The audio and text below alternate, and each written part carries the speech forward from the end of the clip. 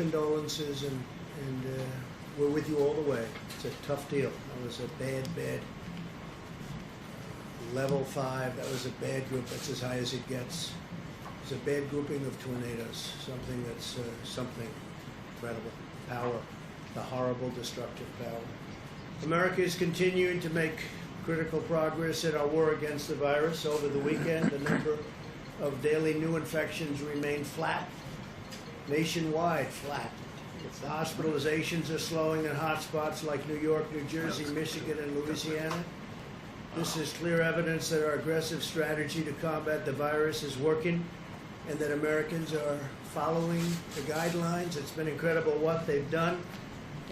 You looked at the charts, and the charts are, and the models from early on predictions where 100 and 120,000 people looked like if they did well, they were going to unfortunately perish. And we're going to be hopefully way below that number. So that will be a sign of people doing things right, but it's still just a horrible thing all over the world. 184 countries. This is all a tribute to our wonderful healthcare advisors and experts who have been with us right from the beginning. We appreciate it so much. In fact, Dr. Fauci's here. Maybe I could ask Tony to say a few words before we go any further. Thank you very much. Tony, please. Thank you, Mr. President. Just a couple of things, and then I just want to make a comment about something that happened yesterday. You're going to hear from Dr.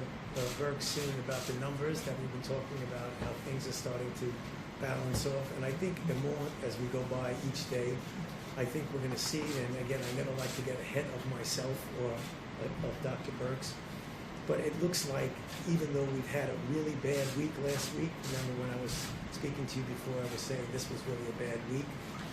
There's still going to be a lot of deaths, but we're starting to see in some areas now that kind of flattening, particularly in a place that was a hot spot like New York. That's the first thing. The second thing is that I had a really very productive conversation with the Congressional Black Caucus this morning for about an hour, and they really wanted to know what exactly are we going to be doing in the immediate as well as the long range about the health disparities and the discrepancies both in infection and in poor outcome in the minorities in general, but specifically African American. And I mean, I made it very clear to them that what we have to do is focus on getting the resources where the vulnerable are, to be able to get testing done, to be able to get the appropriate identification where proper and where appropriate to isolate and contact trace if we can, but also to help mitigate in a community that is suffering and suffering much more disproportionately. So I just wanted to get that out of the way. The other point I wanted to make is that I had an interview yesterday that I was asked a hypothetical question. And hypothetical questions sometimes can get you into some difficulty because it's what would have or could have. The nature of the hypothetical question was if, in fact, we had mitigated earlier, could lives have been saved? And the answer to my question was, as I always do, and I'm doing right now, perfectly honestly, say, yes. I mean, obviously, if mitigation helps, I've been up here many times telling you that mitigation works. So if mitigation works, and you instigate it, and you initiate it earlier, you will probably have saved more lives. If you initiated it later, you probably would have lost more lives. You initiated at a certain time. That was taken as a way that maybe somehow something was at fault here. So let me tell you from my experience, and I can only speak from my own experience, is that we had been talking before any meetings that we had about the pros and the cons, the effectiveness or not of strong mitigations. So discussions were going on mostly among the medical people about what that would mean. The first and only time that Dr. Birx and I went in and formally made a recommendation to the president to actually have a, quote, shutdown in the sense of not really shutdown, but to really have strong mitigation. We discussed it. Obviously, there would be concern by some that, in fact, that might have some negative consequences. Nonetheless, the president listened to the recommendation and went to the mitigation. The next second time that I went with Dr. Birx into the president and said, 15 days are not enough.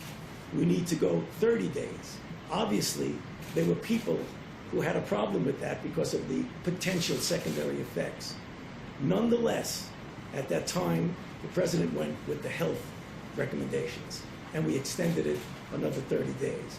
So I can only tell you what I know and what my recommendations were. But clearly, as happens all the time, there were interpretations of that response to a hypothetical question that I just thought it would be very nice for me to clarify because I didn't have the chance to clarify. Thank you. Excuse me? The date. You know, to be honest with you, I don't even remember what the date was. But I can just tell you the first and only time that I went in and said we should do mitigation strongly, the response was yes, we'll do it. What did you do? Is that the travel restrictions? No, the travel restriction is separate. That was whether or not we wanted to go into a mitigation stage of 15 days of mitigation. The travel was another recommendation. When we went in and said we probably should be doing that, and the answer was yes. And then another time was we should do it with Europe, and the answer was yes. And the next time we should do it with the UK, and the answer was yes. Interview, you said there was pushback. Yeah. Where did that pushback come No, from? it wasn't, and that was the wrong choice of words. You know what it was? When people discuss, not necessarily in front of the president, when people discuss, they say, well, you know, this is going to have maybe a harmful effect on this or on that. So it was a poor choice of words. There wasn't anybody saying, no, you shouldn't do that. Are you doing this voluntarily, or did No, the president? I'm doing it. Everything I do is voluntarily, please. Don't even imply that. So, Mr. President, the question By the way, is, the travel ban, that was earlier. Travel ban was done earlier. And if you look at statistics, I happen to write a couple of them down. If you look at statistics, so on January 6th, that's long before the dates you're talking about, there were, CDC issued a travel notice for Wuhan, China, a notice, before there was even a confirmed case of the virus in the United States. That's on January 6th. These are all documented because we have so much fake news. I like to document things. January 6th, long before the dates we're talking about, CDC issued travel notice to Wuhan, for Wuhan. On January 11th, we have 0 cases in the United States. 0. We don't have any cases. So there are no cases reported that we know of. This is January 11th. The CDC issued a level 1 travel notice for health, while there were still no confirmed cases. So we had 0 cases. People want me to act. I'm supposed to close down the economy, the greatest economy in the history of the world, and we don't have 1 case confirmed in the United States. That's January 11th. On January 17th, the CDC began implementing public health entry screenings at 3 major U.S. airports that received the greatest volume of passengers from Wuhan at my instructions. There was not a single case of the coronavirus in the United States. So on January 17th, there wasn't a case, and the fake news is saying, oh, he didn't act fast enough. Well, you remember what happened. Because when I did act, I was criticized by Nancy Pelosi, by Sleepy Joe Biden. I was criticized by everybody. In fact, I was called xenophobic. I was asking Biden to please define that for me. I was called other things by Democrats, and some others, not too many others, actually. So that, by the media, definitely. Now, on January 21st, this is long before the time we're talking, because when Tony's talking, I believe he's talking about the end of February. On January 21st, okay, still early, there was 1 case of the virus. At that time, we called it the Wuhan virus, right? Wuhan. There was 1 case in the whole United States. We had 1 case. This is all documented. It all comes from you. A lot of it comes from you people. On January 21st, the CDC activated an emergency operations center. There was just 1 case, 1 person. That's why that ad was such a phony. There was 1 person in the United States. You know, they usually there's only 1 person. That statement was made at that time. 1 case in the whole United States. 1 case. I'm supposed to shut down the government, the biggest economy in the history of the world. Shut it down. We have 1 case. 7 cases were on January 31st. Now, on January 21st, there was a case. Not 1 person had died. You heard that, Steve, right? Not one person. So we have this massive country, the United States of America. We have the greatest economy in the world, bigger than China's by a lot, right? Because of what we've done over the last 3.5 years, prior to the virus, but including the virus. So we have the biggest economy, the greatest economy we've ever had, the highest employment numbers, the best employment numbers, best unemployment numbers also, the best of everything. So on January 31st, think of it, not one person has died. Not one. Nobody died. Not one, John. I don't think you'll find any. This is reported by CDC, confirmed by the news, which doesn't mean anything to me because they don't tell the truth. But CDC reported January 31st, not one person has died, and I issued a travel restriction from China. Think of it. So nobody died, and I issued. You can't get earlier than that. So we have nobody died, and I said, China, you can't come in. I'm sorry. Because I saw what was going on. It wasn't so much what I was told. It was that I saw what was going on, and I didn't like it. But I didn't speak to Tony about it, didn't speak to very many people about it. I didn't like it. So what did I do? Ready? January 31st, in the United States, not one person had died because of the Wuhan virus. So I issued travel restrictions on that date, even though nobody died, and I got brutalized over it by the press because I was way too early. I shouldn't have done it. Brutalized by the press, but you know, sort of I've been brutalized for the last 4 years. I used to do well before I decided to run for politics, but I guess I'm doing okay because, to the best of my knowledge, I'm the President of the United States, despite the things that are said. So then, first mandatory quarantine in more than 50 years, we did. First mandatory in 50 years, the same restrictions that the Democrats and the media call xenophobic. Now, Joe Biden said he's a racist. Called me a racist because I said we're shutting down entry from China. We're shutting it down. He called me xenophobic and he called me a racist and other things. Since then, on a Friday night 2 weeks ago, Joe Biden issued a statement. It wasn't him, he didn't write it. I'm sure he doesn't even know that it was issued. But the people from his campaign, who were smart, people that write those little PR releases are pretty smart, reasonably good, not the best, but they're not bad. But they issued a statement saying that Joe Biden agrees that that President Trump was right to close it down to China. Now, he did that. Now, he issued it on Friday night. We've all heard about that, John, Friday nights, right? In fact, his was later Friday night than I ever released mine on Friday nights. Okay? So he did it pretty late. I mean, you know, like at 11 o'clock in the evening or something. You know, it's pretty late. Anyway, so Joe Biden issued, and it's one of those things. But in February, Nancy Pelosi said we should come to Chinatown. This is late February. Come to Chinatown. We think it's very safe. Come here. Let's all have the big parade, Chinatown parade. Probably referring to San Francisco. And that's it. But I took this action early. And so the story in the New York Times was a total fake. It's a fake newspaper, and they write fake stories. And someday, hopefully in 5 years when I'm not here, those papers are all going out of business because nobody's going to want to read them. But now they like them because they write about me. Now with that, I have a couple of interesting, we have a few clips that we're just going to put up. We can turn the lights a little bit lower. I think you'll find them interesting. And then we'll answer some questions. I'll ask you some questions because you're so guilty, but forget it. But most importantly, we're going to get back onto the reason we're here, which is the success we're having. Okay? Please, you can put it up. People should be more concerned right now with the flu in this country. A lot of people are concerned about the coronavirus because they're hearing a lot of news about it right now. But the reality is, comparing it to the flu, for example, it's not even close to being at that stage. What if it is worse? Is this a moment where maybe countries put politics aside, a little bit of pride aside, and do we have U.S. officials, should U.S.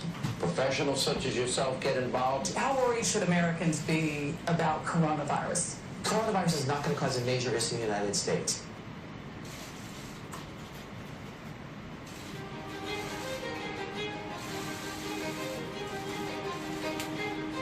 Well, we've asked them to accelerate whatever they're doing in terms of a vaccine. We will be suspending all travel from Europe to the United States for the next 30 days. To unleash the full power of the federal government in this effort today, I am officially declaring a national emergency. Medicare patients can now visit any doctor by phone or video conference at no additional cost. The first 1 million masks will be available immediately. As there were more cases, and it was clear that it was spreading out of China, where it originated, the president took this move that he was widely criticized for by Democrats and even some Republicans at the time, which was he halted a number of flights from China into the U.S. The idea was to halt the spread of the disease, keep transmissions to a minimum. He was accused of xenophobia. He was accused of making a racist move. At the end of the day, it was probably effective because it did actually take a pretty aggressive measure against the spread of the virus.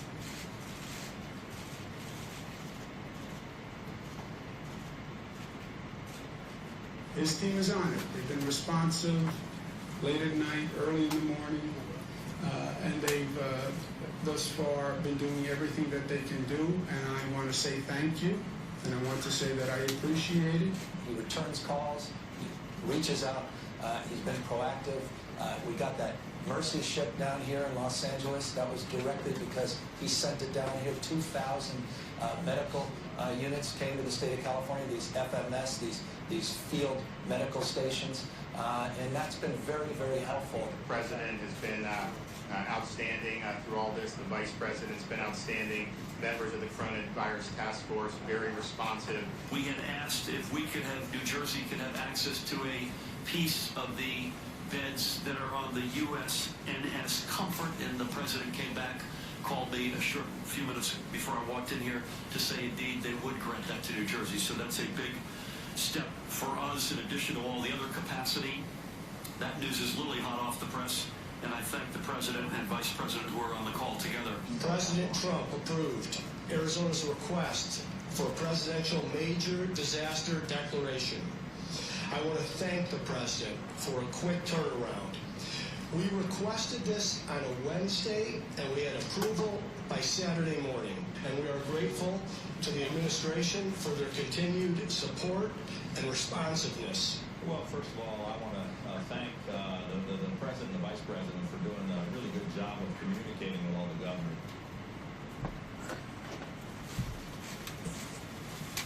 So we could give you hundreds of clips like that from governors, including Democratic, or Democrat as I call them, governors, which is actually the correct term.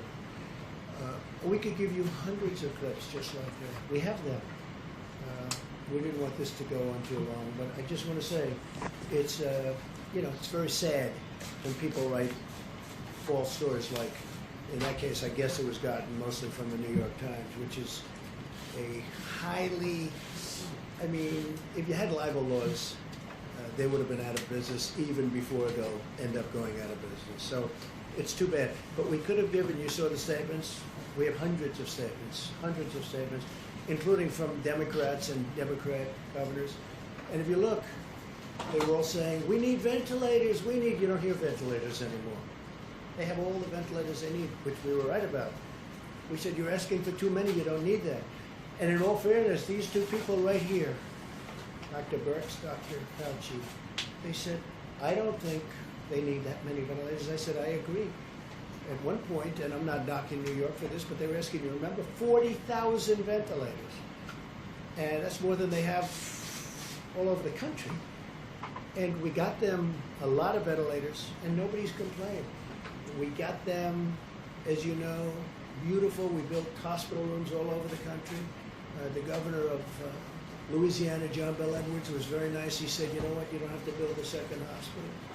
Because good news is happening. They're not able to fill the beds. They needed 2 hospitals. We built one. It was perfect. We're just starting the other. I called him up. I said, you think we should build the second one? I don't think you're going to need it. He said, let me get back. He got back. We didn't need it. With Governor Cuomo, in all good spirit and faith, he wanted to have the Jacob Javits Center done.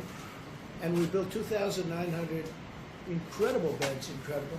Then we made it COVID, and for it to be exactly accurate, COVID-19, and which was a lot of work. We had to change the ductwork, we had to seal up certain areas, we had to put areas of rooftop things over the beds.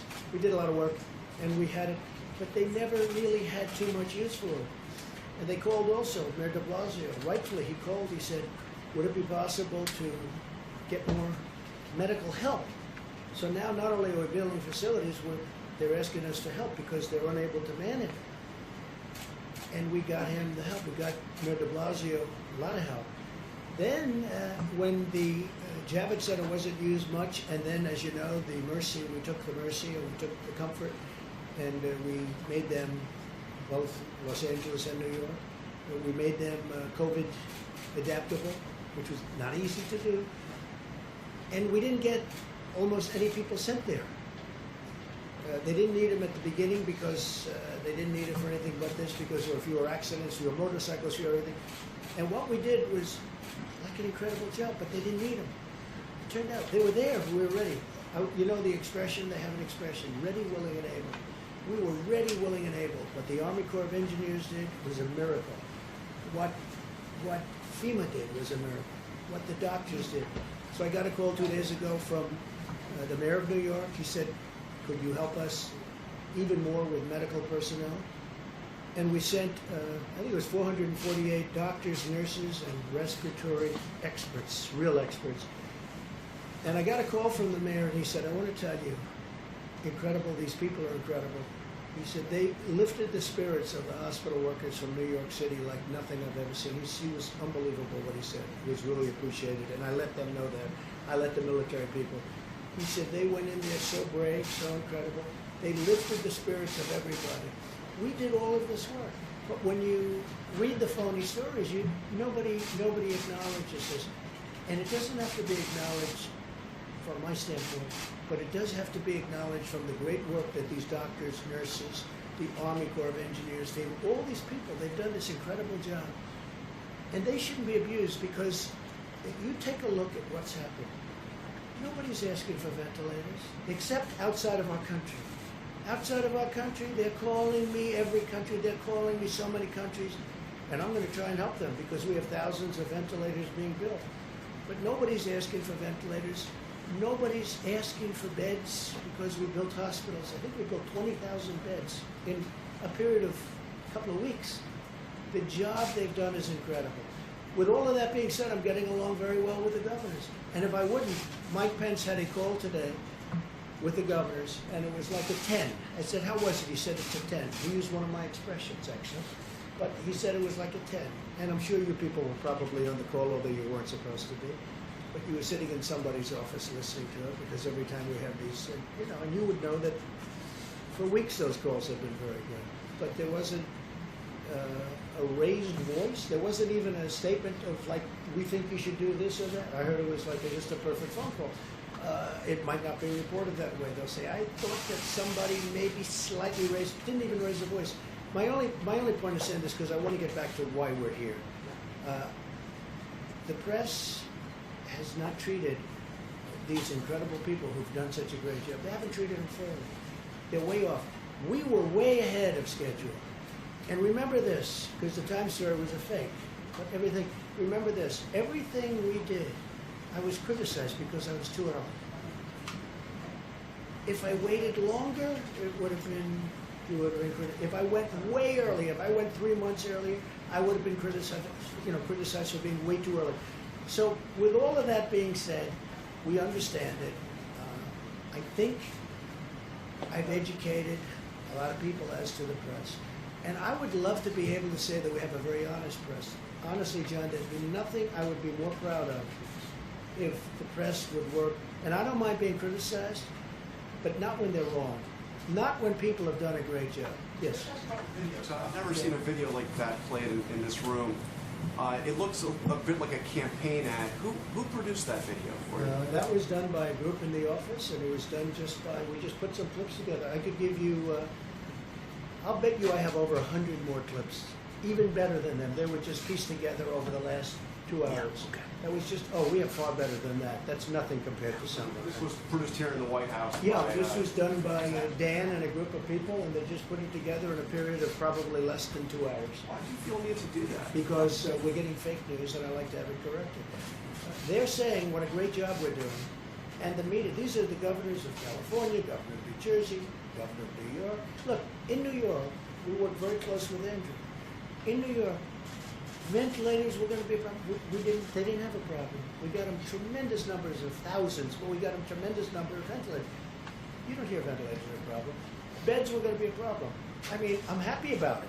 The Javits Center, which is incredible, is almost empty because they don't need them. That's good news, not bad news. I'm not saying, gee, I wish more people were there. I don't want more people there. We brought in the boat. We brought in the comfort. And the comfort was originally not supposed to be for this at all. The coronavirus, not supposed to be for that at all. They called, they said, could we have it? That was a number of weeks ago. We said, we don't think you need it, but if you need it, we'll do it. Then they said, could you get the medical personnel to run the Javits Center? Could you get the medical personnel to run the ship? We said, if it's necessary, we will, and we did. There were military personnel.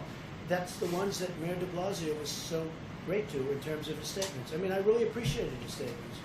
He was so impressed with them, and I am too. The level of genius and bravery, they're great people, the military people. And we pieced that together. I would say it took less than 2 hours. It was done in-house.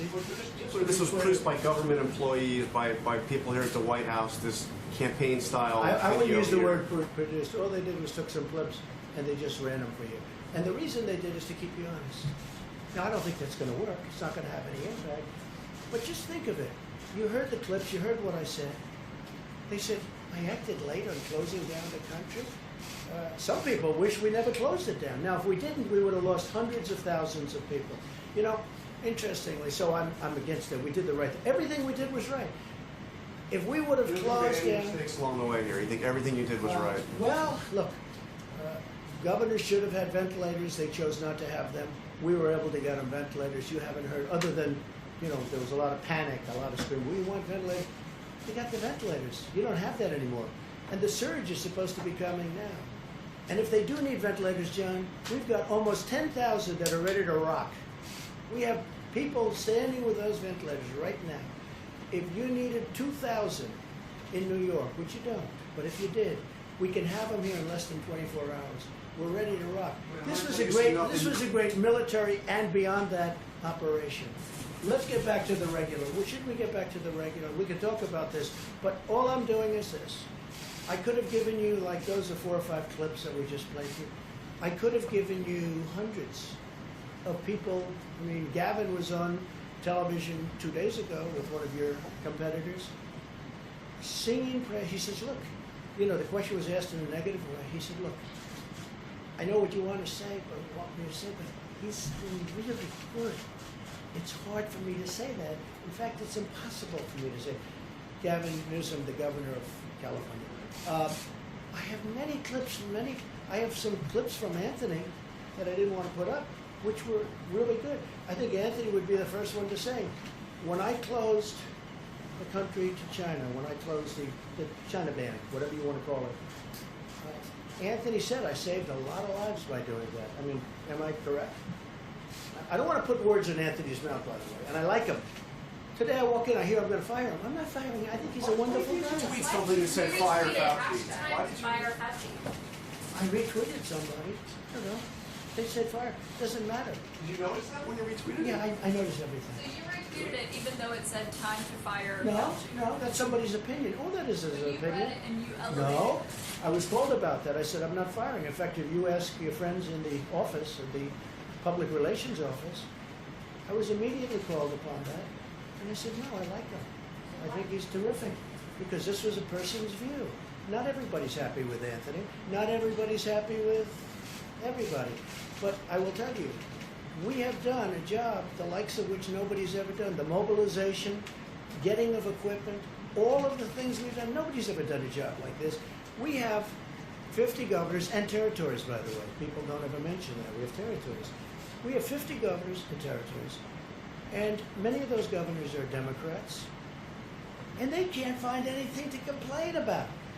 And honestly, many of them didn't do their jobs. I'll let you know someday. Let's see what happens. But I may let you know who's not doing their job. I can tell you the ones that are good, both Republican and Democrat, and the ones who don't know what they're doing. But we help some of the ones that don't know what they're doing.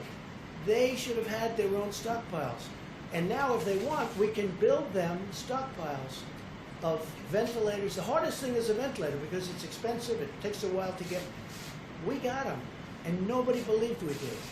Now, many of the governors were asking for far too many. And we said they were asking for far too many. We talked, and we said, you said very strongly that they just don't need that many. You said they don't need that many beds, Deborah. So that's it. Steve, go ahead. Dr. Fauci are on the same page. Yeah, we have been from the beginning. I don't know what it is exactly, but if I put somebody's opinion up, you know, I don't mind controversy. I think controversy is a good thing, not a bad thing. But I want it to be honest controversy. Now, when I got a call not very quickly. Nobody, saw that as being any big deal. They said, "How are you doing with Dr. Fauci?" I said, "I'm doing great." And I didn't talk to Dr. Fauci even until we just got here. Dr. Fauci asked one of the people if he could get up and speak, and he did. And they totally misinterpreted him. I saw what they did. He said the question was hypothetical, but what he was just acknowledging is that lives would have been saved if the mitigation practices were put into place earlier. That seems obvious. Do you not agree with that? Here's the thing. Now, what he really is saying, though, but how could you have done it? Look, I just went over stats with you, right here. How do you close it up? You have no deaths and no cases on January 11th. Doctor, would you recommend closing the United States of America? Oh, this must be terrible. How many cases do we have? None. How many deaths do we have? None. January 17th, go back another week. On January 17th, this is 10 days before I did a little bit less than 10 days, before I did the ban. I did a ban on China. You think that was easy? I then did a ban on Europe.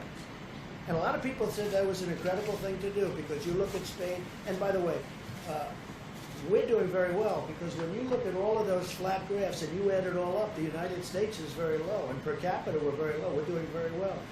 But how do you close up the United States of America? So on January 6th, no deaths. On January 11th, no deaths. And no cases. On January 17th, no cases, no deaths. I'm supposed to close up the United States of America when I have no cases. The middle of March. Should you have closed it down earlier? I closed down from China. Excuse me. I closed it down from China. And by the way, some people think I should have waited longer and maybe ridden it out. I disagree with that, okay? But it was thought of. I mean, that was an alternative. There are a lot of people that would have said, let's write it out. Now, I'll give you the good news. If I would have done that, it would have been, I think, catastrophic. Because their numbers are, Anthony, 1.6 to 2.2 million people would have died if we tried to do that. And I did this last time. Cut it in half. Don't say 2.2 million. Cut it in more than half. Say 1 million people died. Well, that's much more than the Civil War. Cut it in half. Take the million and cut it in half. That's 500,000 people would have died. Now, that number we would have reached, okay? That would have been easy to reach if we did nothing. So we did the right thing, and our timing was very good. But here's the one thing, and you have to say this. When you ask me, why didn't you do this? How come when I did the ban on China and some instituted some very tough things, how come Nancy Pelosi, a month later, is in Chinatown saying, let's all march, this is not going to happen?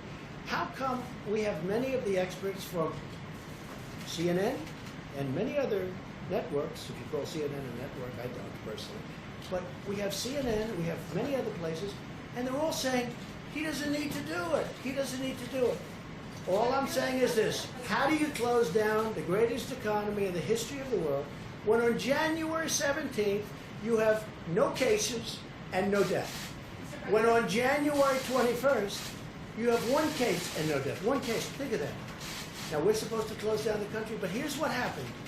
When on January 31st I instituted the ban, Joe Biden went crazy. He said, you don't need the ban. He didn't go crazy. Like he didn't even know what the hell the ban was. So he didn't go crazy. But he did say, he did call me xenophobic. Wait a minute. He called me xenophobic. He called me a racist. Because he has since apologized and he said I did the right thing. So when you say, why didn't you this? Every Democrat thought I made a mistake when I did it. I saved tens of thousands, maybe hundreds of thousands of lives by doing time it. that you bought, the argument is that you bought yourself some time. You didn't use it to prepare hospitals. You didn't use it to ramp up testing. Right now, You're so disgraceful. It's so disgraceful the way you say that. Let me just, listen, I just went over it. I just went over in it. an unprecedented crisis. Nobody thought we should do it. And when I did it, But what did you do with the time that you bought? you know The what month we of did? February. You know what we did? Was a gap. What do you Entire do? month of February. What do you do when you have no case in the whole United States? You had cases When in you February. excuse me, you reported it. 0 cases, 0 deaths on January 17th. February. The entire January, month of I said in February. Your video January. has a complete gap. On January 30th. What did your administration do in February for the time that your travel ban A bought you? lot, a lot. And in fact, we'll give you a list. What we did, in fact, part of it was up there. We did a lot. Look, you know you're a fake. You know that. Your whole network, the way you cover it, is fake.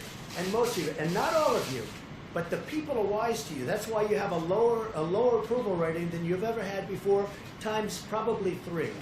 And when you ask me that question, let me ask you this: why did Biden apologize? Why did he write a letter of apology? No, that's very important. Why did the Democrats think that I acted too quickly? You know why? Because they really thought that I acted too quickly. We have done a great job. Now, I could have kept it open. And I could have done what some countries are doing. They're getting beat up pretty badly.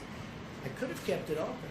I thought of keeping it open because nobody's ever heard of closing down a country, let alone the United States of America. But if I would have done that, we would have had hundreds of thousands of people that would right now be dead.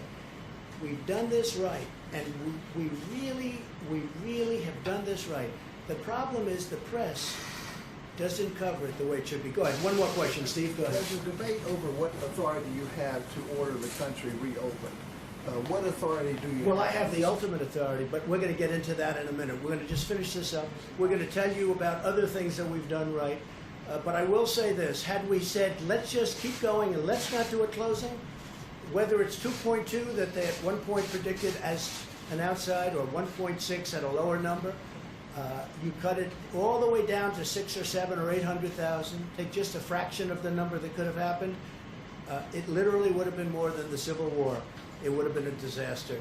So the minimum number was 100,000, and I feel pretty good that we're going to be substantially below, Anthony, the 100,000, and I hope we will.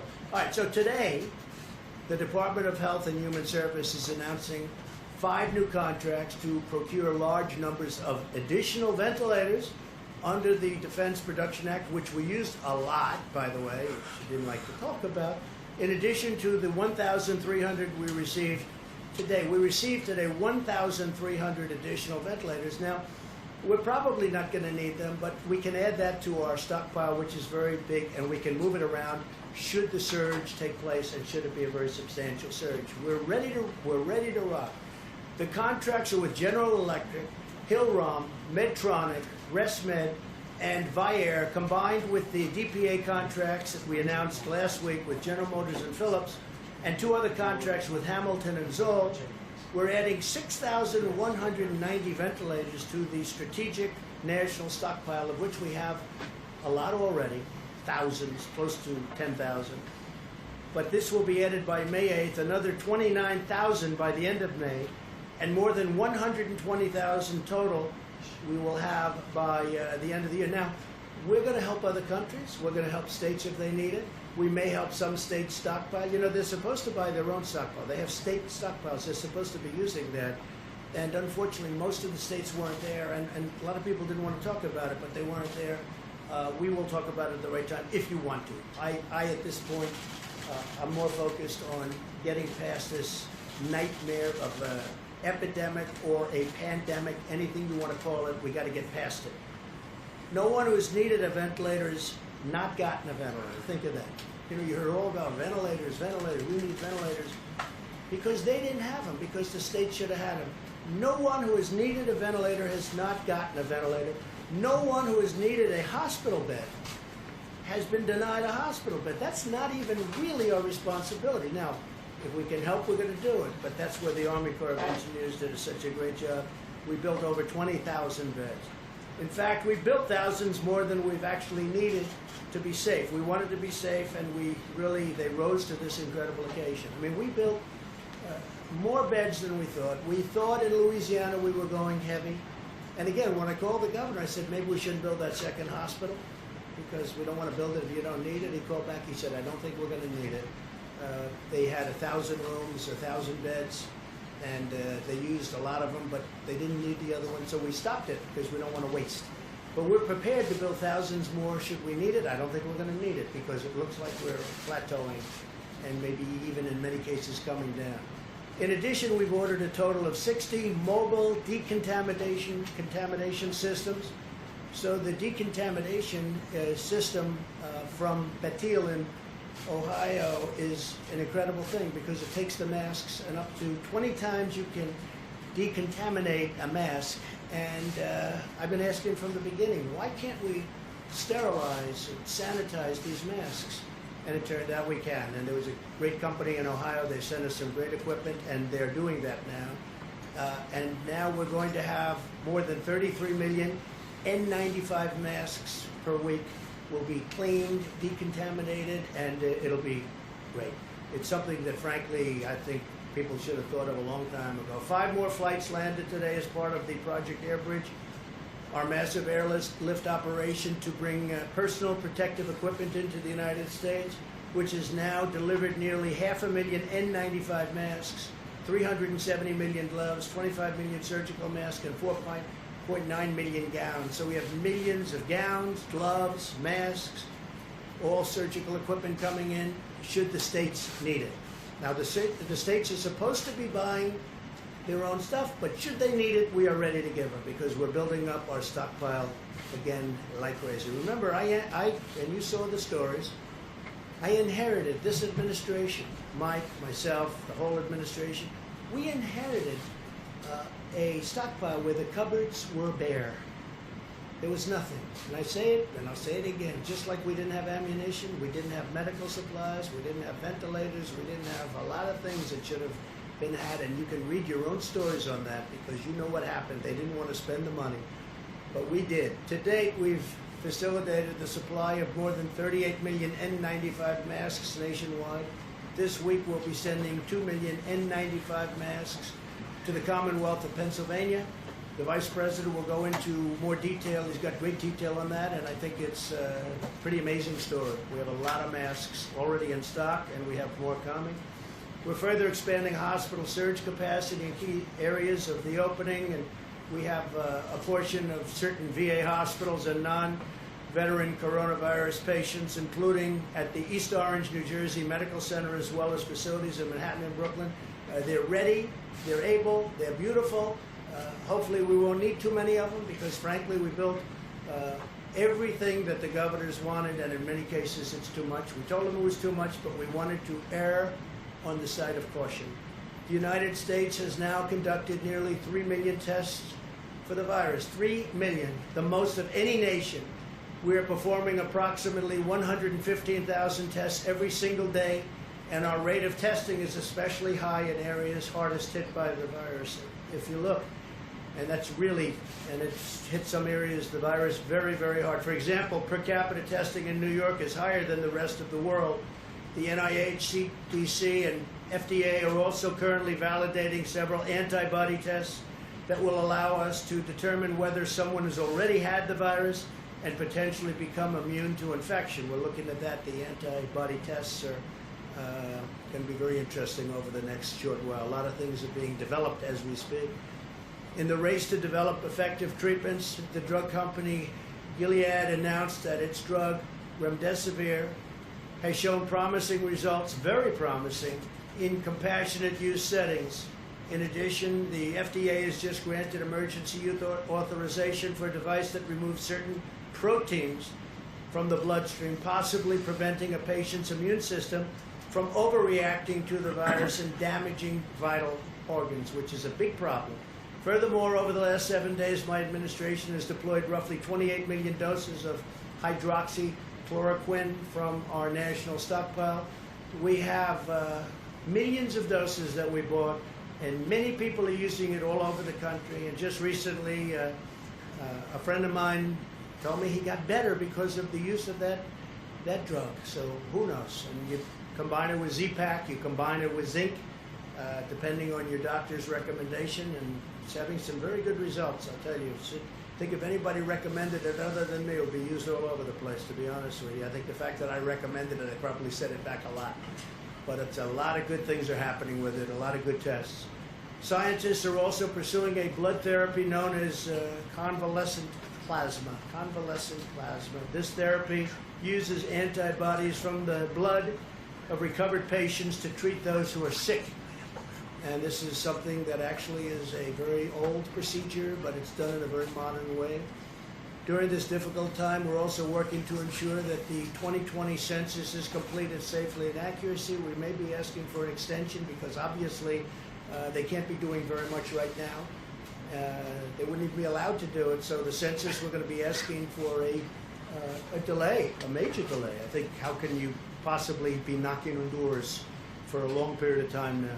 The Census Bureau recently made the decision to temporarily suspend its field operation data collection activities to help stop the spread. In addition, while millions of Americans continue to complete their questionnaire online, the Census Bureau has asked Congress for a 120 extension. I don't know that you even have to ask them. This is called an act of God. This is called a situation that has to be, they have to give, and I think the 120 days isn't nearly enough. My administration is also taking bold action to help American workers. On Friday, Americans began receiving the cash payments authorized by a historic $2 trillion relief bill. By the end of the week, nearly 80 million Americans will receive a total of $147 billion. And from what the Secretary of the Treasury tells me, it's very much on time and going very nicely. He'll be speaking in a moment. In payments, these payments go directly into the banks and the bank accounts of these people. Millions of additional payments will follow. The typical family of four will receive $3,400. That's for a family of four. That's something. Additionally, through our Paycheck Protection Program, which is a tremendous success, and they should extend it and increase it. This has been a tremendous success. So successful that the banks are taking a little bit longer to distribute the money, but it's going rapidly. We've now processed over $200 billion in loans to help small businesses retain their workers. Now we urgently need lawmakers to set aside the partisan agendas and to replenish this program with new funds, because it's really something that has been an incredible success, and they need more money to keep it going, to take care of these businesses and keep them open. I want to thank the many governors, health professionals, scientists, and business leaders for their incredible hard work and input over the past month, and even long beyond a month, Mike, I would say. We've been working together with a lot of them for, it seems like, forever. I've been having many discussions with my team and top experts, and we're very close to completing a plan to open our country, hopefully even ahead of schedule. And that's so important. We will soon finalize new and very important guidelines to give governors the information they need to start safely opening their states. My administration's plan and corresponding guidelines will give the American people the confidence they need to begin returning to normal life. That's what we want. We want to have our country open. We want to return to normal life. Our country's going to be open, and it's going to be successfully open. And we'll be explaining over a very short number of days exactly what is going to be. We've also, as you probably heard, developed a committee. We're actually calling it a number of committees with the most prominent people in the country, the most successful people in the various fields, and we'll be announcing them tomorrow.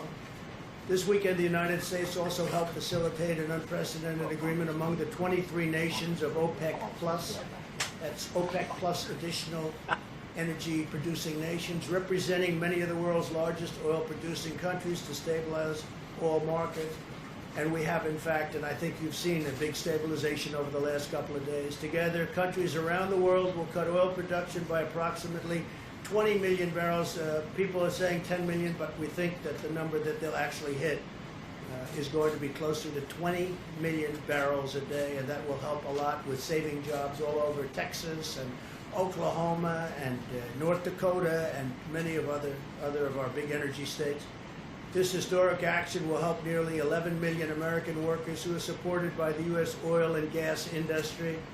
It's a very monumental agreement. I want to thank Saudi Arabia and the King of Saudi Arabia, Crown Prince of Saudi Arabia, both.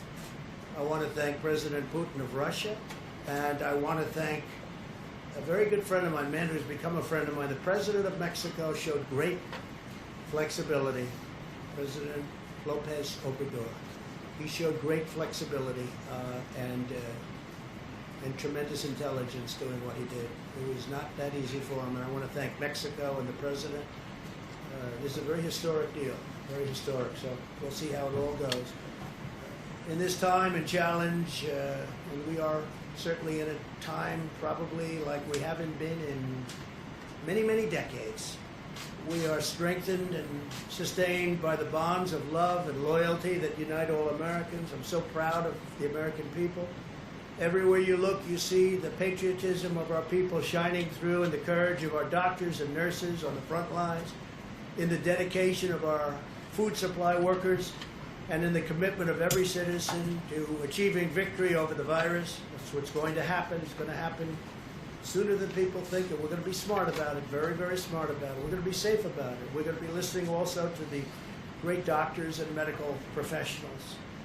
Together, we're beating back the invisible enemy, and we're paving the way for great resurgence, really a great resurgence for American prosperity.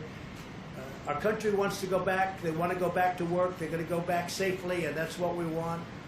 I'd like now to ask Vice President Pence to say a few words, followed by Dr. Fauci and Dr. Birx. I think before we do this, because I know there's an emergency where they want Steve to come, so what I'll do is I'll ask Steve to come up, Secretary of the Treasury. You can talk a little bit and then maybe take a couple of questions about what's happening. Tell them the success we're having. Thank you very much. Thank you, Mr. President and Mr. Vice President. As you announced, we are very pleased that we are ahead of schedule on delivering the economic impact payments. These were what was known as the checks in the mail that we want to deliver in direct deposit. This is ahead of schedule. We started processing those last Friday. We expect that over 80 million hardworking Americans will get the direct deposit by this Wednesday. And we know how important that is to all of those hardworking Americans, many of which are at home not working at the moment. If you do not receive them by Wednesday, on Wednesday we will be launching at irs.gov. Click on irs.gov, go to Get Your Payment. If you filed a tax return in 2018 and 19, have that information available. You'll be able to ID yourself. You'll be able to put in your direct deposit information, and within several days, we will automatically deposit the money into your account. We want to do as much of this electronically as we can. It's very important in this day and age. It's more secure, and you don't have to go to the bank. If you are a Social Security beneficiary, you do not need to do anything. You will get a direct deposit. If you have not filed and did not need to file a 2018 and 19 return, you can go to irs.gov now and enter your information and authenticate yourself. So again, we are very pleased that that is ahead of schedule. I'd also like to announce the progress we're making on the new SBA program, the PPP. Let me just remind everybody, this is a brand new program that is now 1 week old. We have distributed and confirmed $230 billion of loans to over 4,600 lenders participating. That is multiples and multiples of anything that the SBA has ever done in 1 year before. And I especially want to thank the broad-based community banks that are participating. Again, over 4,600 banks. If you haven't had your loan processed, you will get it processed this week. As the President said, we've gone back to Congress and asked them for more money to make sure that every business has access to this. Let me also comment for the states. We are distributing out half the money this week to the states. That's a week ahead of time. And we'll deliver the other half of the money to the states next week. And then let me just finally comment, we've been working very closely with the Federal Reserve Last week we announced expanded facilities and new facilities that total $2.3 trillion of liquidity. And in particular, I'd just like to highlight a Main Street lending facility that will be for companies between 1 worker and 10,000 people, so mid-sized businesses, and also a municipal facility for states and local governments to be able to access funds given the shortages that they have. So with that, I'm happy to answer any Do you have any questions. questions to Steve? Secretary Mason. Thank you, sir. Both Speaker Pelosi and Minority Leader Schumer have said that they're in negotiations with you right now on additional funding for these small business loans, that package. Leader McConnell, though, has said that nothing should be added to the package, that it should just be specific to small business loans. What is the opinion of your administration? Should there be some sort of horse trading here, or should it just be small business loans? Well, the President's view and the Vice President's, in my view, is this was a bipartisan program. This SBA program, it wasn't a Republican program, it wasn't a Democrat program, it was a bipartisan program. We've committed to small businesses. We should top up that program now. I know the Democrats want to talk about more money for hospitals and states. Right now, we're just sending the money out to the hospitals and states. They haven't come close to using that money. And I know the President and Vice Presidents have said, once we get the SBA done, we can go into another funding bill. The President's talked about potentially adding infrastructure and other things. We think there is a likelihood we will need more money, and we will sit down and try to get a bipartisan bill. But this is important we deliver on small businesses. 50% of the people work for small businesses. Thanks, sir. What's the emergency that the President said you had to go for? You had an emergency Negotiation. over this bill? Yeah, well, because we don't want to run out of money. We've used about $220 billion of the $350 billion. We don't want to run out of that money. We don't want to create panics that people won't get it. So that's why we want to top that up, and we've asked for another $250 billion for that program. And again, let me just remind you, every dollar we spend in this program, we save $1 of unemployment insurance. So even though we're asking for $250 billion, it really won't cost that much.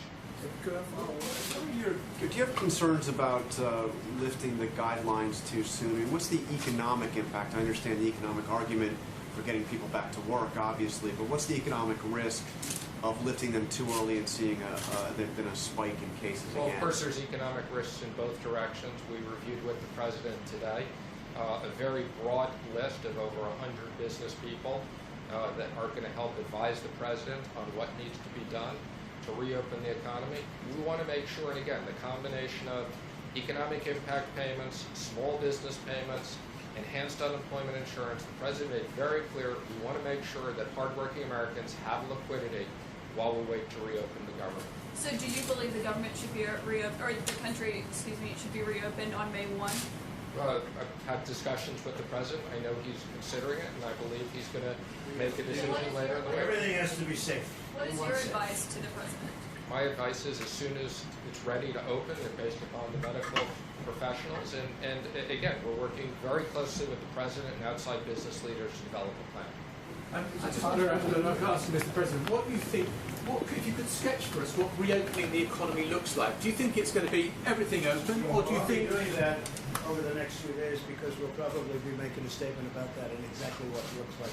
I know what that looks like, but I also want to get the advice, in a sense. We have some of the biggest from every business on this council. We're actually setting up a number of different councils, committees, I guess you could call them, and we have a lot of smart people. I think that they will give us some also good advice. But no, we want to be very, very safe. At the same time, we got to get our country open. Yeah, and I understand that, Mr. President. Do you think there is a possibility then that what you do is you open it incrementally? Do you think people will go back to restaurants, concerts, the cinema? I do think so. Eventually they will. Yeah. And let me ask one I think eventually they will do that, and I think we're going to boom. I think it's going to go quickly. People want to get back to work, and I think there's a pent-up demand like there hasn't been in a long time. And that's why you see the stock market. I mean, to think that the stock market's at the level it is right now with all that this world and this country has done, and look at the European Union, how badly decimated they've been. Look at other countries. Look at China, by the way. I've seen the numbers. Look at China. Look at how these countries have been just decimated by this. And to think that the stock market is at this tremendously high number, not that much, you know, it's looking a little bleak for a while, but it hit a certain point and then started going up. Sure. I think that's a great tribute to the fact that there's a demand. Yeah. Mr. President, thank you, sir. All right, in regards to some of your tweets earlier today, and I think it was Steve's question, my question to you is what provision in the Constitution gives the President the power to open or close state economies? And then numerous provisions will give you a legal brief if anyone. And then we'll be looking forward to that, sir. But following up, what happens if you say, for instance, we want states to reopen, but California or New York do not open? What would you do then? I think everybody wants to open. Sorry, can I just ask one other thing on the... that could happen, but I don't think that would happen. Mr. President, just States that have closed, ordered schools closed. It's been states that have ordered businesses like restaurants. That's because and I let bars that closed. happen. Because I would have preferred that. I let that happen. But if I wanted to, I could have closed it up. But I let that happen. And I like the way they've done it. And the 7 that remain really in sort of a semi-lockdown, if you look at those states, they've really done a very good job. They're very much different from New York or from other places where they've been hit very well. Yes, Mr. President. States and say, I order you to open your schools. I order you to force kids to be able to go. Yes, Mr. President. Following up on that, there are 2 consortiums of states today, California, Oregon, Washington on the West Coast, northeastern states, totally representing about 100 million people, who said they're going to cooperate and decide when to reopen. Well, they can decide, but... Does that undermine what you're trying to do? No, not at all. Let me just say it very simple. I'm going to put it very simply. The President of the United States has the authority to do what the President has the authority to do, which is very powerful. The President of the United States calls the shots. If we weren't here for the states, you would have had a problem in this country like you've never seen before. We were here to back them up, and we've more than backed them up. We did a job that nobody ever thought was possible. It's a decision for the President of the United States. Now, with that being said, we're going to work with the states because it's very important. You have local governments. They're pinpointed. It's really, you talk about, it's like a microchip. They're pinpointed. We have local government that hopefully will do a good job. And if they don't do a good job, I'd step in so fast. But no, they can't do anything without the approval of the President of the United States. Go ahead, please. So if some states refuse to reopen and you order them to, the 10th Amendment of the Constitution says all powers that don't reside in the President or the Congress reside in the states. How do you overcome it? Well, if some states refuse to open, I would like to see that person run for election. They're going to open. They're going to open. That's in the ballot box. I think that's something that's not going to happen. They want to open. They have to open. They have to get open. Every one of those states, the people want to go and they want to. Now, some are in a different situation. You have, I won't name states now, but I will over the next 2 or 3 days. I'm going to be very specific. But you have some states where this is not the kind of a problem that it is in New York or Louisiana or Michigan or other places that got hit very hard. Illinois got hit very hard. But all states want to open, and they want to open as soon as possible, but they want to open safely, and so do I. Yeah, please. Thank you, Mr. President. Today, the French President, Emmanuel Macron, said that he will keep the shutdown in France in the middle of May. Does that mean that the U.S. will keep the ban on France got hit very Europe? hard. France got hit very hard, and again, he has to do what he has to do. He's a friend of mine. But France, Spain has just been decimated. You look at what's happened in Italy, it's a very well-known fact, what happened in Italy. No, they were hit very hard.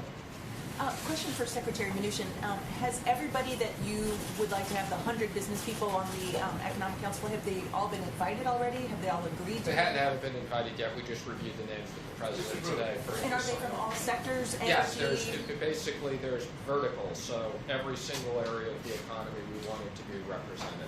Great. One other thing, is there anything else needs to be done to work on industry, oil industry jobs, to save oil industry jobs after the deal this past weekend? Well, I think there's always things. So we're working with Larry Kudlow. I mean, we have economic plans for every single part of the economy. Obviously, in the case of the oil industry, they've been hit especially hard.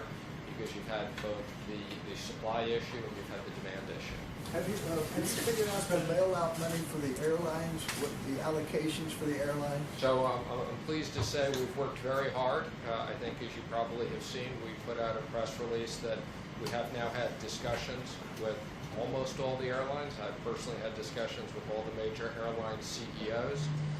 We specifically created an exception for small airlines that we can process very quickly, and I think you'll see very quickly decisions coming out. I'm very pleased with the discussions we've had. We've had very good discussions.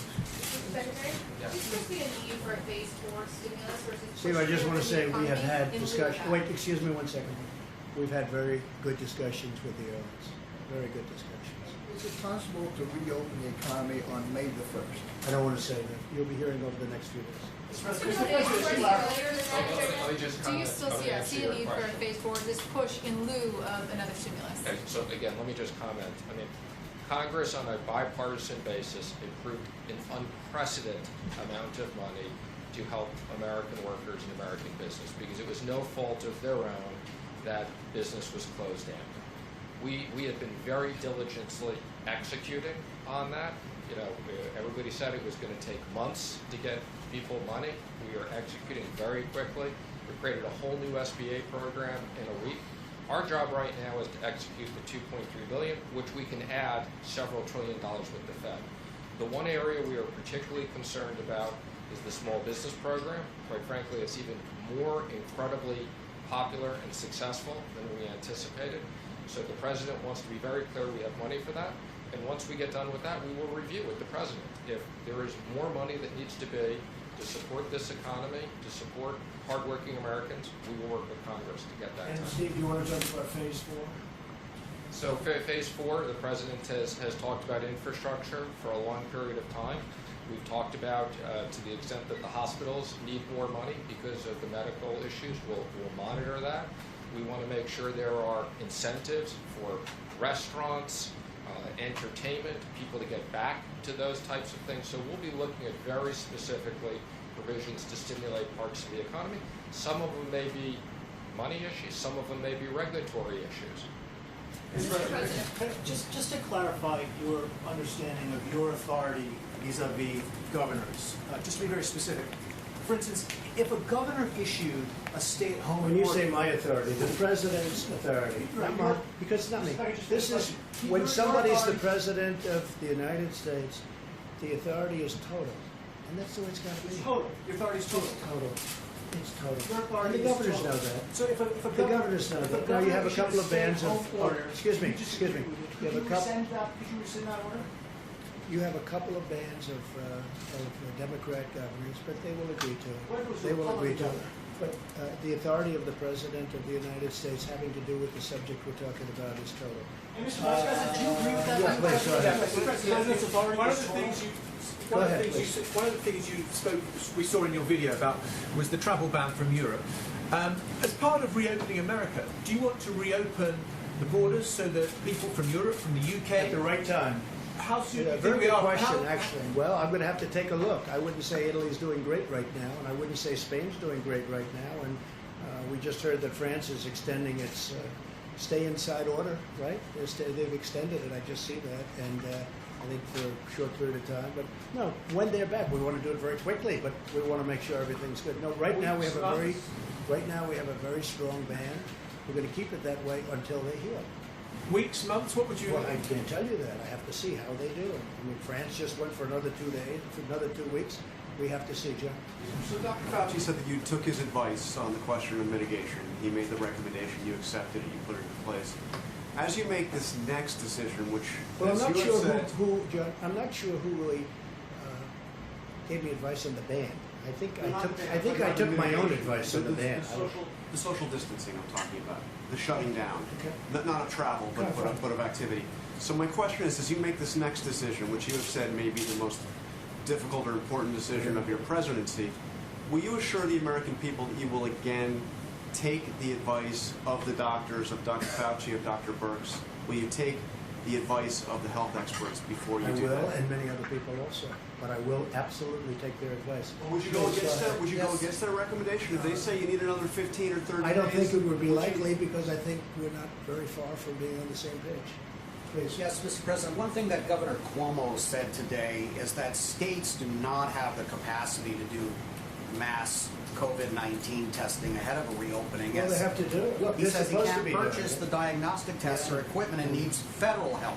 Well, So will the they may states need get help, that? Will they get it? But they're there. They're on ground. They've got local mayors, local representatives. They have But he people needs that do it. supplies. And what we did last time is unprecedented. We literally rebuilt tests. We rebuilt the whole industry because we inherited nothing. What we inherited from the previous administration was totally broken, which somebody should eventually say. Not only were the cupboards bare, as I say, but we inherited broken testing. Now we have great testing. I just left the top executives at Abbott. Who would have thought that would have happened, where they have such a great test as that? And in fact, what I'll do, I think, unless you have any further questions for the Secretary of the Treasury, do you have anybody for Steve? Anybody? Yes, Is that sir. for the Secretary Yeah, of the yes, sir. Treasury? If it's for me, we can wait. For Secretary We have to get him back to work, okay? Yes, sir. For Secretary Mnuchin, a question from one of my colleagues who's not able to be in the room. They're curious about the SBA rule that prevents small casinos from getting some of this relief. Is that something that you're taking a look at? Is there going to be a change to So that? not small casinos, but there are such things as small taverns and restaurants that have literally, small gaming things, and we are coming out with some additional guidance on that. But I want to be clear, it's not small casinos. Thanks, sir. Secretary, Yes. there was a letter that some House Republicans sent this weekend about liquidity for mortgage servicers. Yes. Can you explain what you're looking at on that front? Sure. So I think I commented on this a week or so ago. We had a subcommittee task force at EVSOC that specifically studied this issue. We have all the appropriate people on it. Ginnie Mae has automatically taken some action.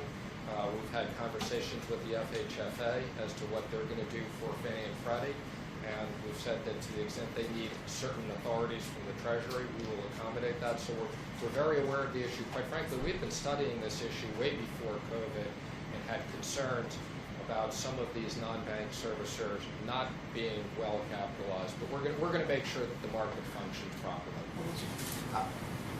Thank you, sir. We have seen in a number of these relief bills that Democrats and Republicans have been able to push forward different non-coronavirus specific funding priorities. Are you trying to keep funding specific to coronavirus? And then if there are going to be other additions, for instance, a change to labor rules is something that many on the left wanted. Some on the right are wondering if they should also, if you should also be pushing for, their preferred add-ons. Well, I think our expectation has always been this is COVID related. Some people have a rather broad view of what COVID related is because it has impacted almost every single business.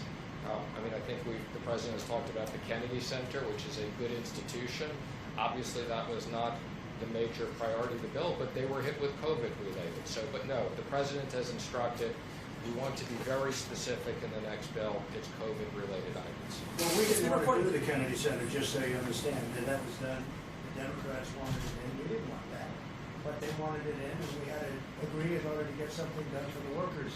But we want this to be for the workers and for companies that employ the workers. That's what we're looking for. We're not looking for extraneous nonsense. It's important that you argued at the time of the China ban was being discussed that was too disruptive to the global economy. Is that accurate? Okay, well, let me be clear. I had nothing to do with the China ban. I wasn't on the task force at the time. I'm not even sure I think I was traveling at the time, but I never had any, I was not part. I did become very active after the China ban, but that report in the New York Times was not accurate. Not really before. I was not part of the task force at that time, and I was not involved. Matter of fact, I think I may have been traveling. A proposal made by Senator Hawley to get direct payments to employers to pay people who have been laid off and to keep people on payroll. Does the administration support that proposal? Well, again, that is the PPP. The PPP is basically sending money to small business, 50% of American workers to keep those people paid.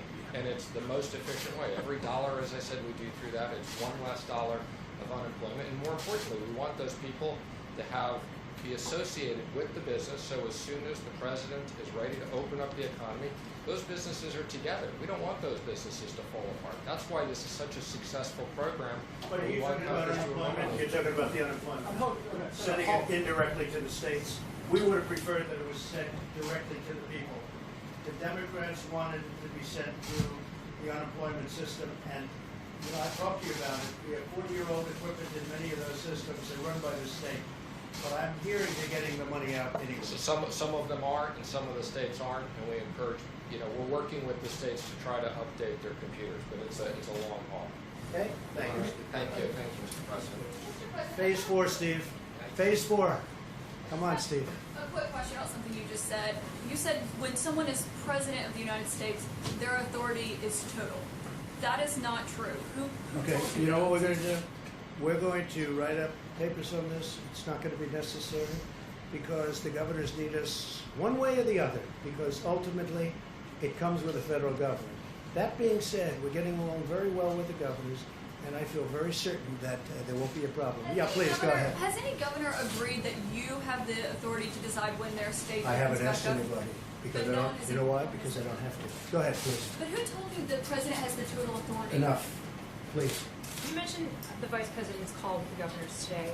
Governor Hogan of Maryland has urged your administration to ask Congress for $500 billion to help stabilize budgetary shortfalls created by coronavirus. It's nice of Governor Hogan.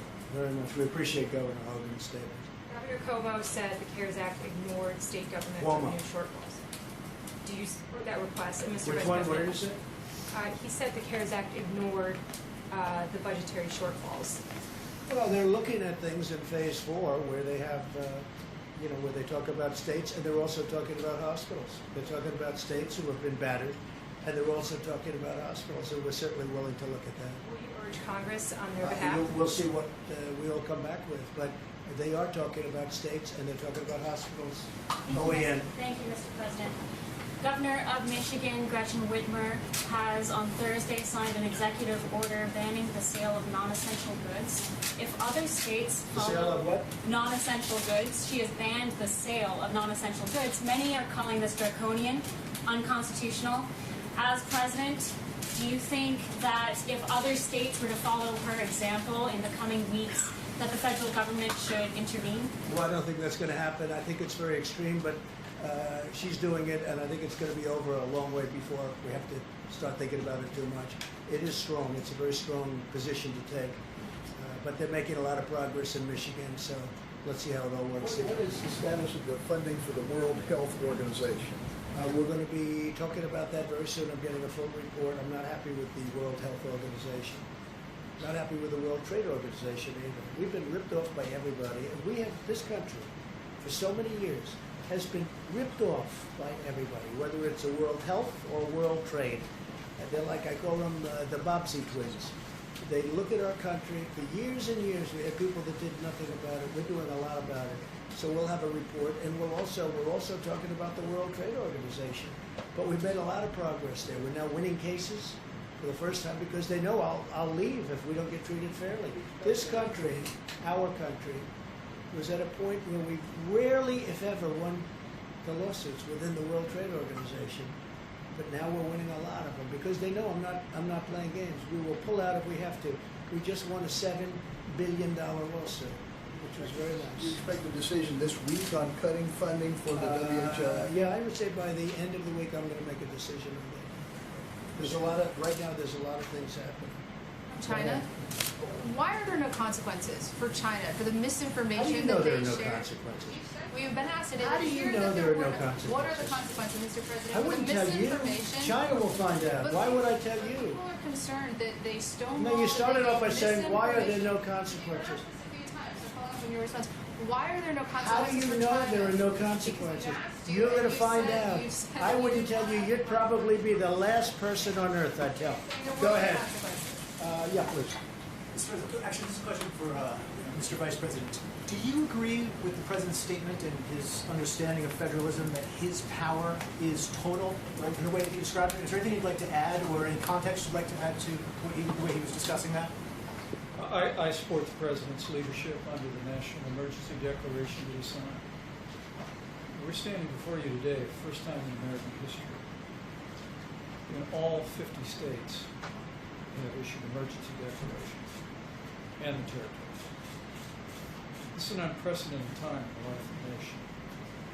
And fortunately, as the President's reflected and our health experts will continue to reflect, because the American people have heeded the President's coronavirus guidelines for America, because state governors have taken those and implemented them, even in states where there was not a significant outbreak, and implemented additional measures as we provided them with data about cases and best practices.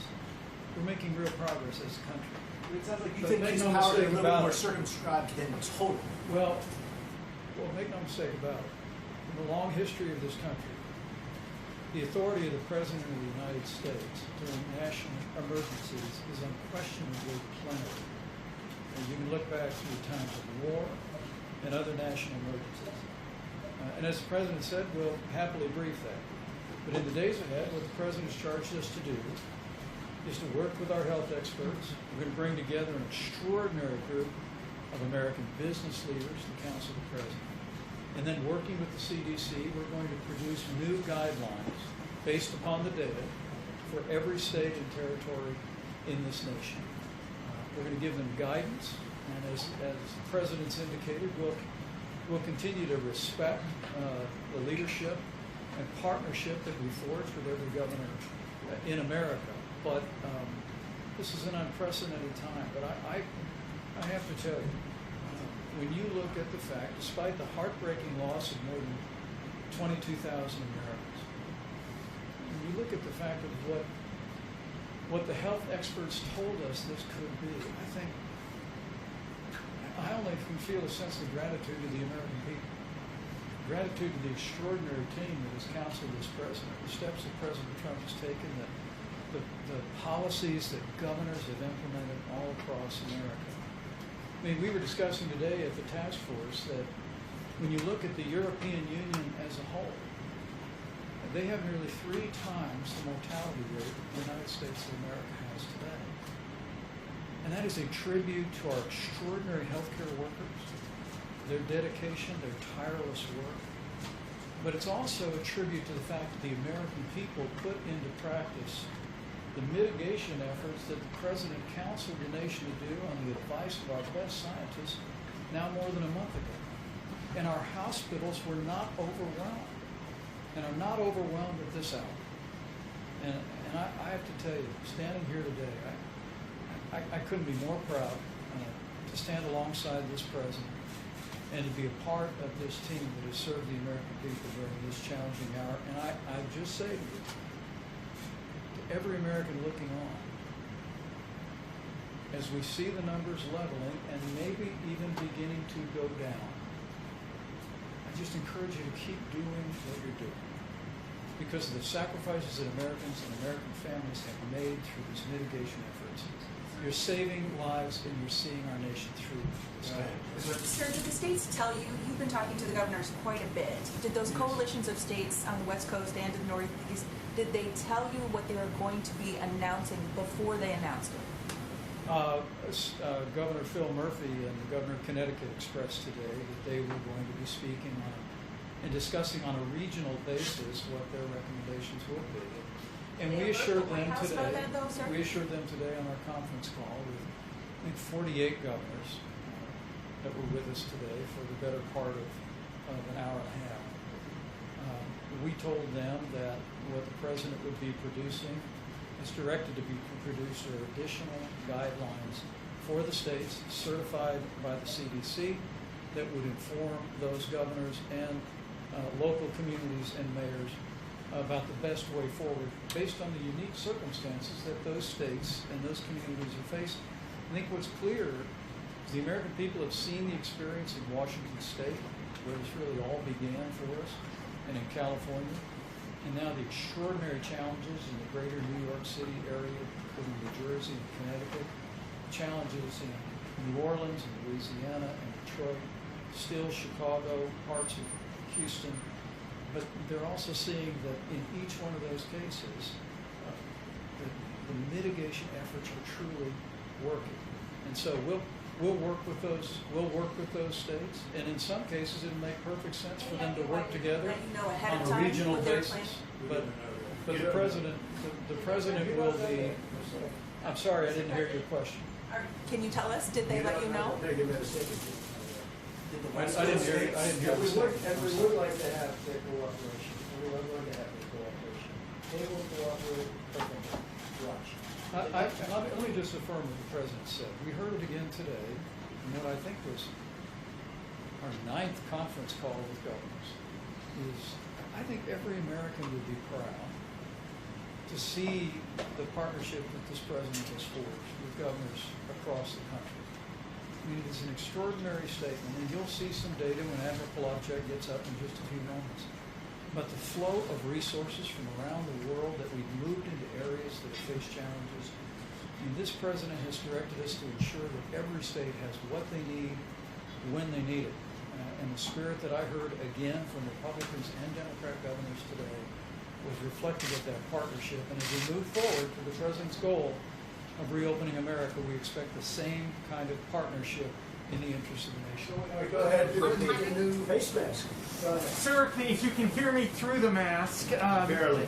Can you? I hear you well. The District of Columbia argues that they were shortchanged in the most recent funding bill because they were treated as a territory instead of as a state. Will that be made right in Phase 4? Well, we're looking at that. I heard that complaint, but the mayor seems to be very happy with everything we've done. I mean, she's actually, and she was on today saying very good things. Okay, yeah, go ahead, Nabel. Yeah. Mr. President, you talked about this being the most difficult decision that you are going to have to take about whether to reopen the economy.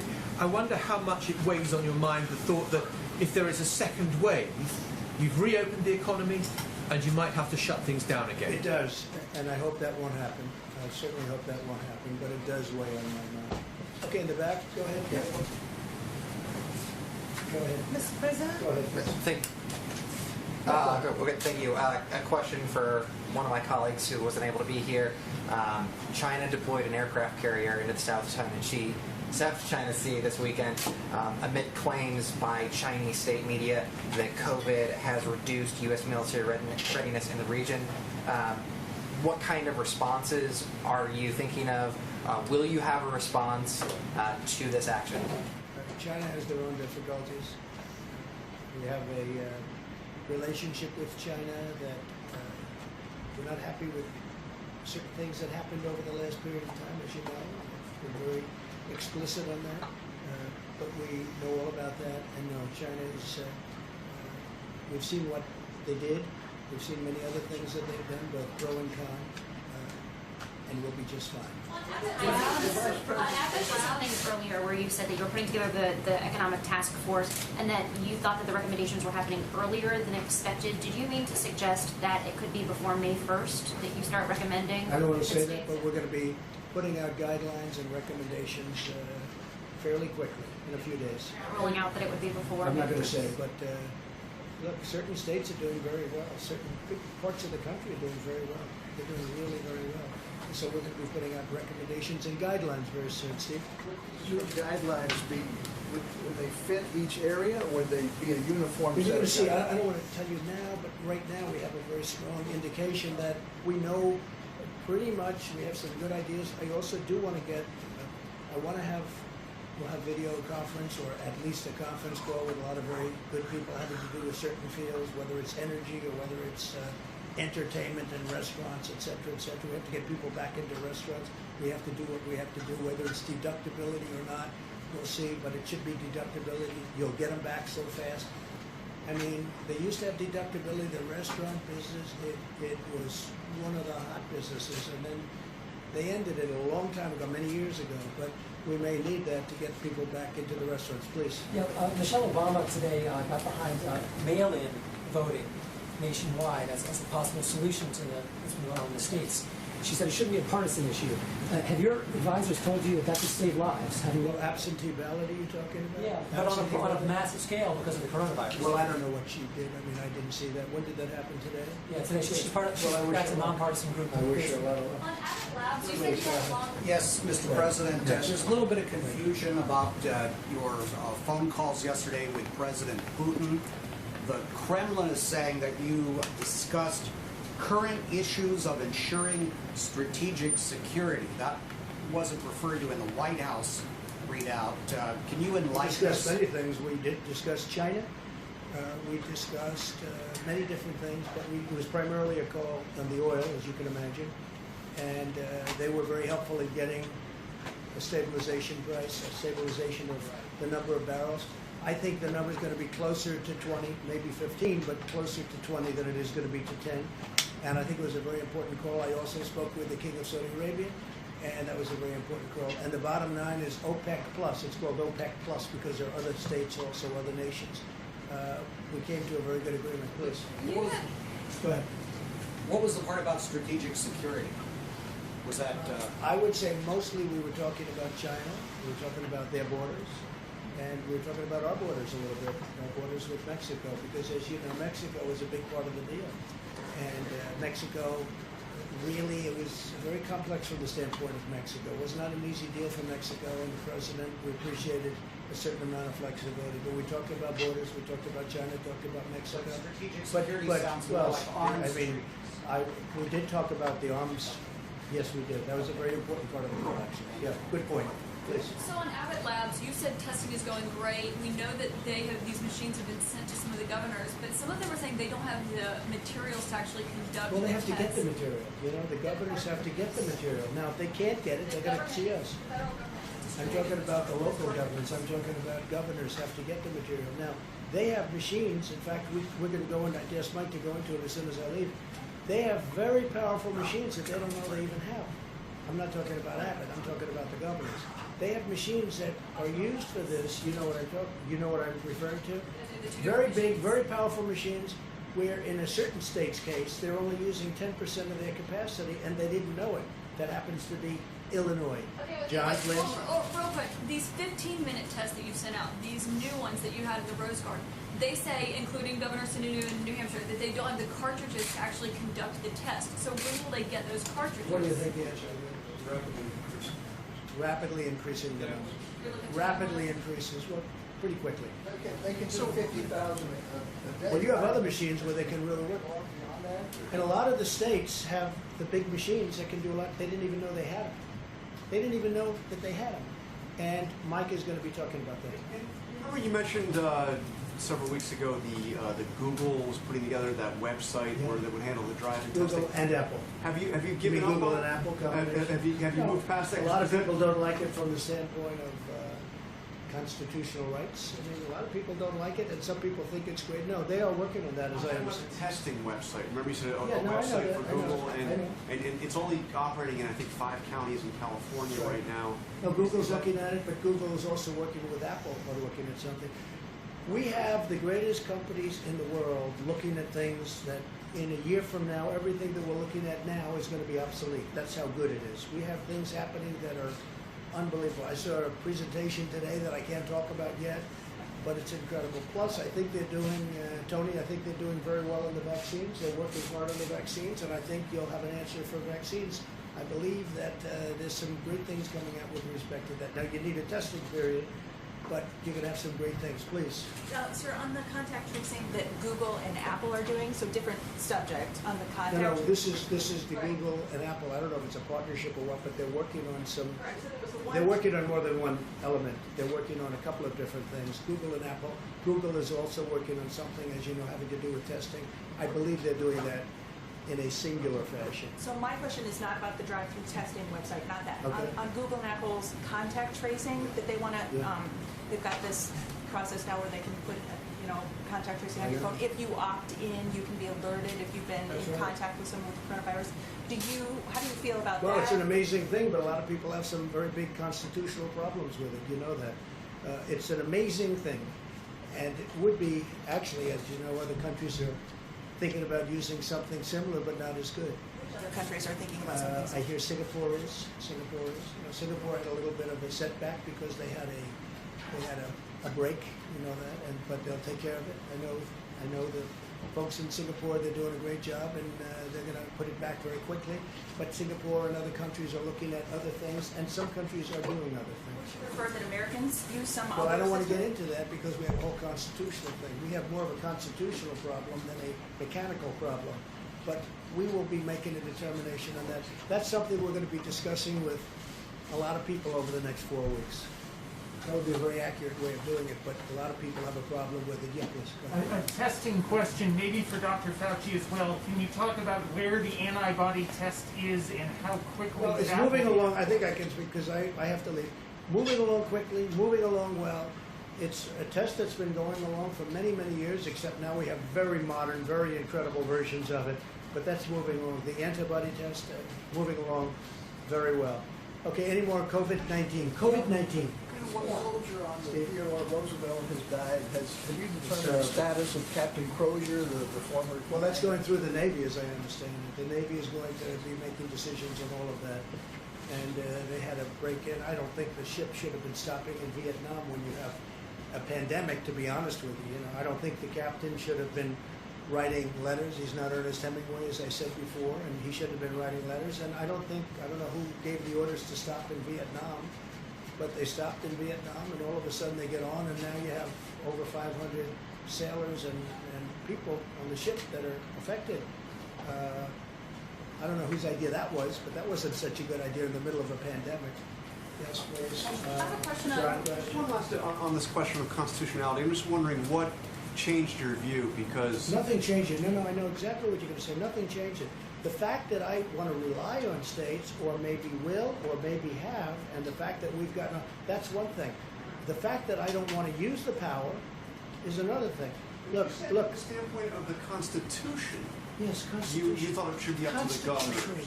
You can look at constitutionally, you can look at federalism, you can look at it any different way. John, the fact that I don't want to exert my power is much different. We have the power. Does the federal government have the power? The federal government has absolute power. It has the power. As to whether or not I'll use that power, we'll see. I would rather, John, work with the states because I like going down to a local government. That's why with, I guess it's now 7 states, not 8, because South Carolina did, they went away from what we discussed the last time. So that's why I looked at the individual states. They're doing a very good job. They're really doing a very good job. I'd rather have them make the decision. Now, the fact that I'd rather have, that's fine, but I have the absolute right to do if I want to. I may not want to. We have a very good relationship. Now, we'll see what happens. If you notice, the few states you're talking about, they're all with Democrat governors. But if governors are doing a good job and they control it better, because you don't have somebody in Washington saying, set up a testing site in the parking lot of a Walmart. And we're in Washington and they're in a state that's very far away. That's really, it should be, and it should have always been, and I've always said it was. But the relationship we have now with the states and governors is very good. And we'll be announcing over the next very short period of time exactly what we're going to be doing. Okay, a couple more. Go ahead. On coronavirus and Joe Biden, he's the presumptive Democratic nominee. Do you have any plans yet on when you'll start sharing, or when the White House will start sharing some of that information about the coronavirus? Your president. Well, nobody's called about coronavirus from their standpoint. Look, they had the H1N1, which is swine flu, and that was a big failure. It was a tremendous failure. They had a lot of failures, and you take a look at the history, and 17,000 people died. And you talk about late. They were so late. They were late like it never even existed. That was a big problem. Of course, a lot of other people a big problem too. So if Joe Biden would like a briefing, I'd certainly get him a briefing. I don't know what he'd do with it. Yeah, please. Are Jared and Ivanka serving on the new task force, and how are you going to balance what? No, they're not. Yes, go ahead, I please. just want to clarify. So, in earlier conversation, there was a description of multiple different councils or task forces. Can you just explain exactly what the structure Well, you is? have and who is Mike's going to be task on force, it? which is the White House task force, which really brought us up to this point brilliantly, I must say. Dealt with governors and dealt with governors all the way through, and I was on many of those calls, and every call got better and better and better. It was hostile at the beginning. By the time we finished, I mean, today's call was a very good call, very friendly call. I think everyone's online. And again, you don't have anybody driving you crazy saying they're not getting ventilators, they're not getting all of the different things. They need more beds. They have a lot of beds right now. And we always erred, I think it's important for you to know, we always erred on the sake of give them more. Even when we didn't think. We didn't think New York needed the beds that they were asking for. We didn't think they needed the ventilators that they asked for. And we were right. Now, on ventilators, we're ready to march. I told you this. We're ready to march. We have 10,000 ventilators. We're ready to move them anywhere in the country where we need them, if we need them. We're also building a lot of ventilators, and that's going to be used at some point. We're going to have stockpiles, including state stockpiles, if they want to work out some kind of an arrangement with us. But we're also going to help other countries, whether it's Italy or Spain or other. France is having a big problem. They all desperately need, Germany too, they need ventilators. So we're going to have a lot of ventilators. We have a lot, you've heard the numbers, we have a lot coming next week. Next week we have a tremendous amount coming. Okay, final question, see? I'd ask about how the task force is going to be structured. Is it one? No, but then we have, in addition to that, we have a number of committees. We'll have a transportation committee. We're going to have a manufacturing committee. You'll see it tomorrow. We're also having a religious leaders committee. We have a great group of religious leaders. We're having committees with religious leaders. You can see what's going on with the churches and all of that. And we're going to have a faith leaders committee. And so we're going to have a few committees. I'll call them committees. And then ultimately we're going to make decisions. So we're going to make decisions fairly quickly, and I think they're going to be the correct decision. I hope so, Steve. Form the economic task force tomorrow. When do you want them to have recommendations? Soon.